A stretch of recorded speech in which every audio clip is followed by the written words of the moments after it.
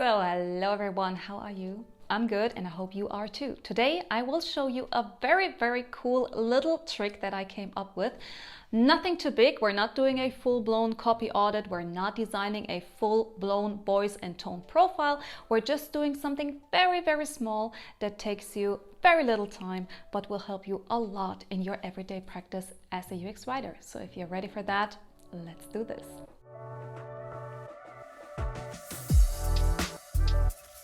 Hello everyone, my name is Kat and I teach people about writing in tech, and on this channel you will find everything that you need to know, especially about UX writing. So if you care about that and if you want to learn more about all of that, make sure to hit subscribe and ring the bell. And if you want some in-depth UX writing knowledge or even earn a certificate, make sure you check out my UX writing online courses. They will give you profound and hands-on practical knowledge starting at $29 only, and you can find them on writewithdrkat.com. Link is in the description box below. Now, as you know, UX writing can do a lot of different things. It can and should guide the user, but it should also represent your brand voice and your brand message properly, right? And in order for our UX copy to do that, we of course need to choose the right words. But what if we're staring at a blank page and just can't seem to find the right words that do represent our brand message and our voice and tone properly? Well, today I will show you something very cool because we will build our own little terminology treasure box in just 3 simple steps. And what I mean by that is a collection of words that you can use in a certain context when talking about certain aspects of your business, your brand, your product, and so on.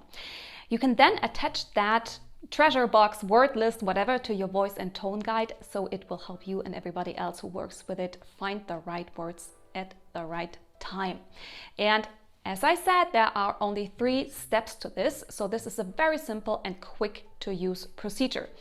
But there is something that you need in order to do this exercise. And if you don't already have that as a basis, we need to include this as well in the process. So this is what we call our step 0. And step 0 is define your brand value clusters. Now, if you have taken my UX writing voice and tone online courses, you know that when I do anything voice and tone related, I always start with brand values. These are basically the character traits of your brand, summarized and clustered. And these clusters can look something like this, for example, or maybe something like this. And I would recommend working with no more than 3 or 4 clusters in total to have a deep but not too broad brand personality that we want to represent with our voice and tone.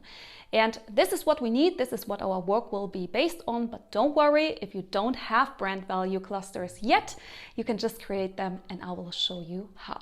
And we will work with the example of my very own personal brand, so my Write with Dr. Kat brand. And you can either start with your vision or mission statement, or as I did, with a mood board that I created on a Miro board, where I just collected women with different, facial expressions, different gestures, different outfits, situations, whatever I thought could represent what I want to represent with my personal brand. And to that, I added little notes about the characteristics that I saw in these pictures.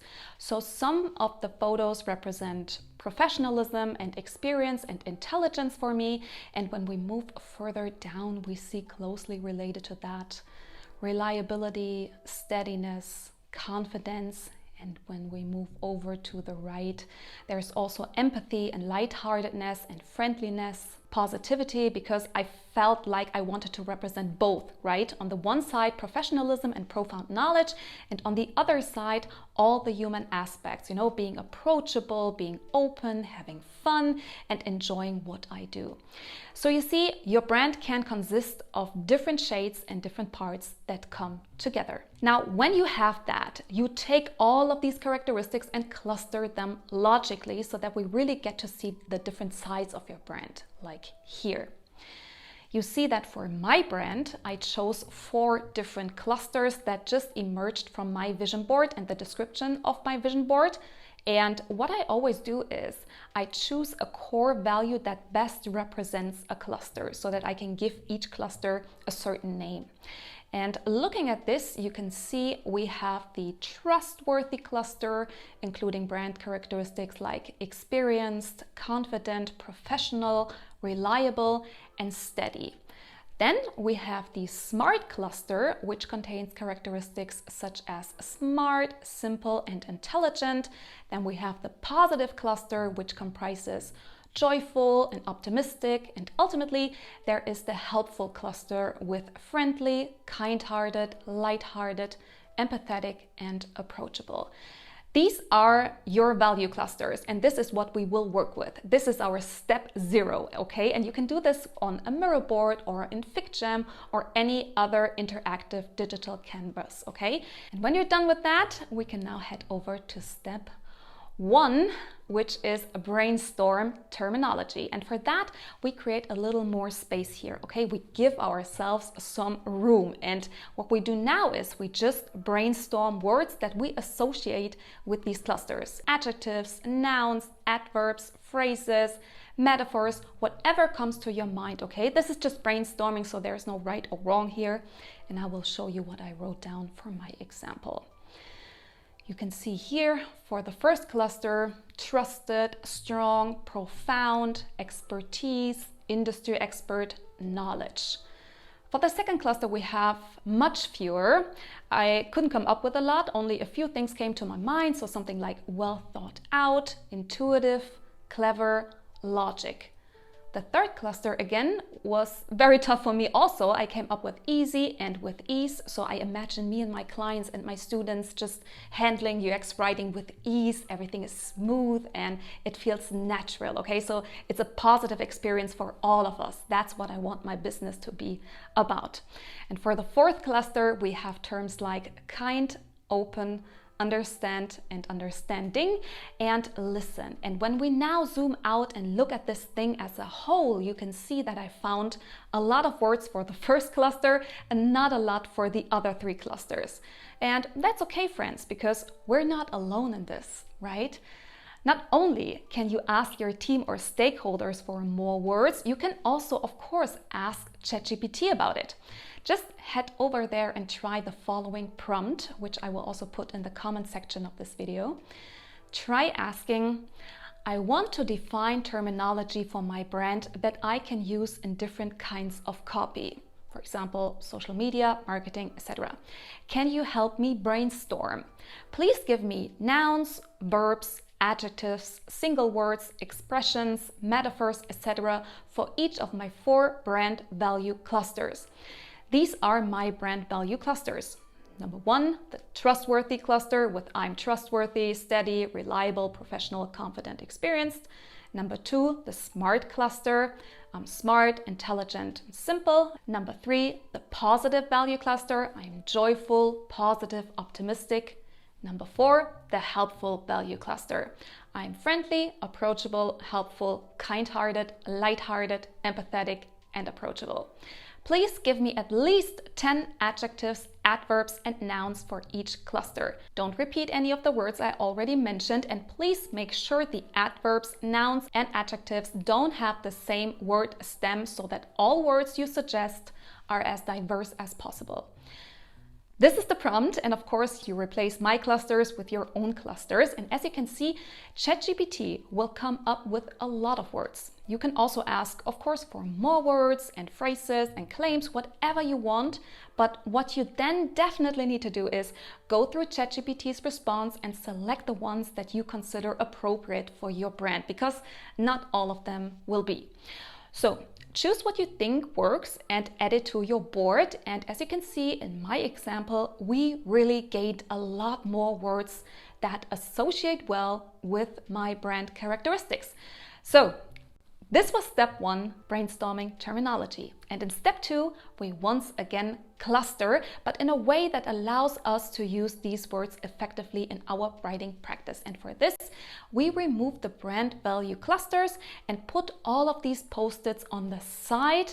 And then we create spaces for different use cases. So situations in which we talk about ourselves or our company or our product, because now we want to decide which of these terms and words and expressions we want to use in which kind of context.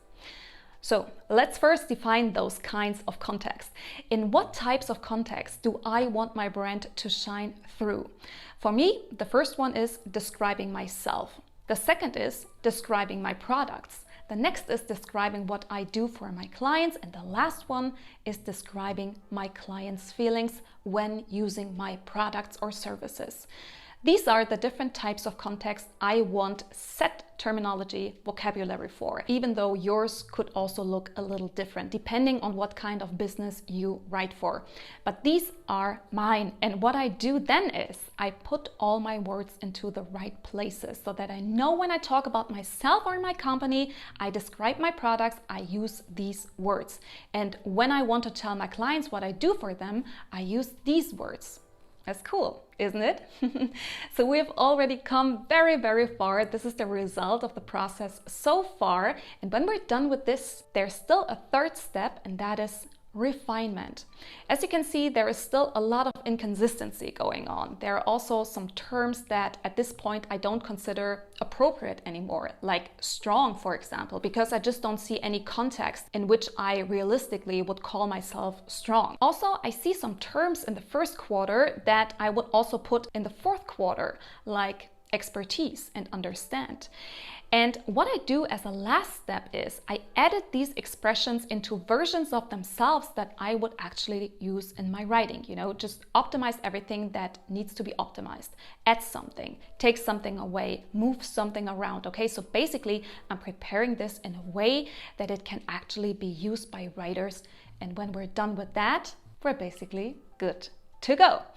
So if you want to, you can turn this into a list and attach it to your style guide and allow yourself and others to work with it, because this will help you create a consistent voice and tone profile across all touch points and platforms, but it will also help you get across your brand message and your brand values effectively, okay? Because there is now a consistent story that you tell with consistent vocabulary, okay? And in addition to that, this of course will also make your life a lot easier when you happen to experience a moment of writer's block. So a good tool that may come in handy at times, and of course you can always update this list or edit it to keep it usable and useful. And I think this is a good moment to end this video. I hope this was helpful to you. If there is anything you want to discuss or share, let me know in the comments. Also, make sure you hit like and subscribe. Make sure you check out writewithdrkat.com. Make sure you follow me on Instagram, where I share free tips and tricks about writing in tech. And as always, keep on writing. Enjoy the process, and I hope to see you sometime soon.